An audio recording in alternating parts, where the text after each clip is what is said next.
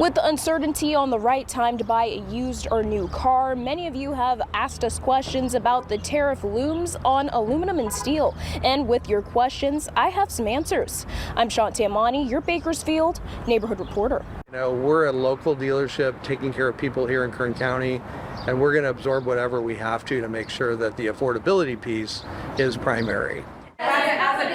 With an executive order Wednesday signed by President Donald Trump, increasing steel and aluminum from 25% to 50%, this is the second hike in imported taxes on metals, affecting many products, including cars, homes, and canned goods, leaving concerns for John Petrie, Chief Operating Officer for Motor City Automobile. There is upward pressure on new vehicles to become more expensive due to tariffs and trade agreements and things like that. So we know for sure that new cars will become more expensive over time.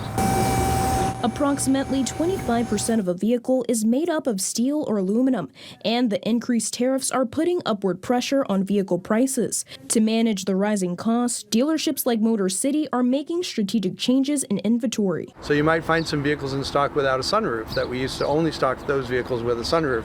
Saves $1,000. So we're making those adjustments. While the goal of the regulation is to encourage more U.S. production of car parts, consumers may not feel the full impact of rising prices on foreign-made parts for several months. Petrie also advises car buyers to pay attention to the vehicle labeling to better understand where a vehicle and its parts were manufactured. 37% of the parts were built in Canada and 37% of the parts were built in Mexico.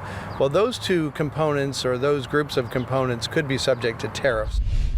As of right now, it may take a few months to see the full impacts that tariffs have on aluminum and steel, impacting car prices and repairs. I'm Sean Tamani, your Bakersfield neighborhood reporter.